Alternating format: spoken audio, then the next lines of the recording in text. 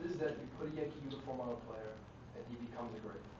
A quote by Cincinnati Redlegs manager Bertie Betts in the 1960s. You're a Yankee fan from New York to Tokyo. Some like the way the Yankees play, some like the way the Yankees win, and some just honestly like the fit of hats. But to hope all could name at random, let's say Joe DiMaggio's consecutive game hitting streak, would be asking too much. What I'm about to give you is a brief memoir of the early history of the New York Yankees and three of the Yankees' early legends. I hope you enjoy it. Okay.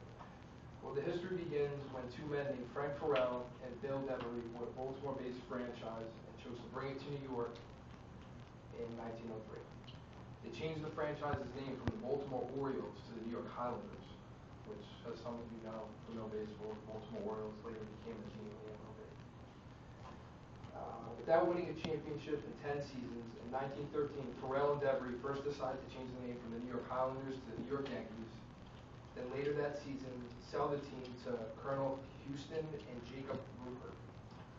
Houston and Ruppert attempted to change the name as soon as they bought the team from Yankees to Knickerbockers, but the fans simply would not allow it, loving the name Yankees. And as those of you who know basketball, the Knickerbockers that later became the team for the city's basketball. From the start of the franchise through 20 years later, the New York Yankees were without a World Series title, their longest drought in franchise history. That drought changed when, as all of you know, I'm sure, the player bought from the Red Sox, George Herman Ruth, a.k.a. the Babe, a.k.a. the Sultan of Swat, a.k.a. the Colossus of Cloud, a.k.a. the King of Crash, or the Great Bambino. Signed with the Yankees on January 3rd, 1920. On April 18th, 1923, the first Yankee Stadium opens, and Ruth hits the first home run out of the stadium on opening day. And later that year goes on to help the Yankees win their first World Series title. Babe Ruth's feats with the Yankees for his career include 714 home runs, now third most in the history of the sport. 2,174 runs, now fourth most in history. And an all-time average of 342, seventh highest in the history of the sport. Another great who played with Ruth was first baseman Lou Gehrig, who holds the record for the most consecutive games played, being 2,130, and won 3 World Series in 1927, 28, and 1932 with Babe Ruth. Lou Gehrig and Ruth were also the only teammate duo to play at least 10 seasons together and combined for over 700 home runs. From 1925 to 1934, they totaled together 771 home runs.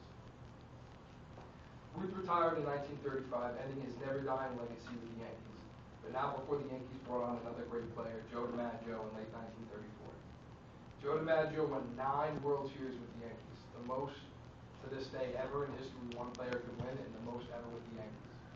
The years being 1936, 37, 38, 39, 41, 47, 49, 50, and 51.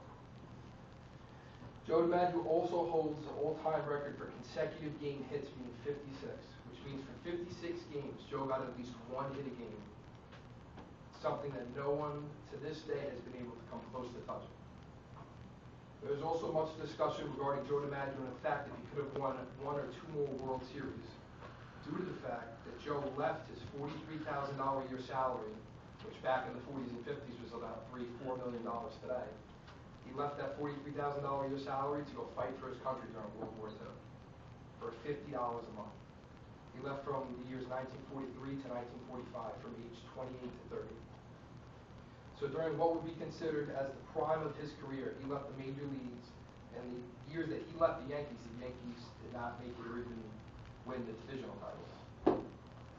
Since the time of Babe Ruth, Lou Gehrig, and Joe DiMaggio, the Yankees have clinched 27 world titles, countless divisional titles, and moved into 2 different stadiums, something not a lot of people know. There's actually 3 Yankee stadiums, not just Phil. Also, the Yankees have produced 34 players, including the 3 I talked about, inducted into the Hall of Fame, along with 9 coaches in the Hall of Fame. So hopefully now, no matter where you go, because I personally know Yankee fans are a dime a dozen, you might be able to show someone that you know Joe D's hitting streak, or Babe Ruth's home run record, or anything I just said.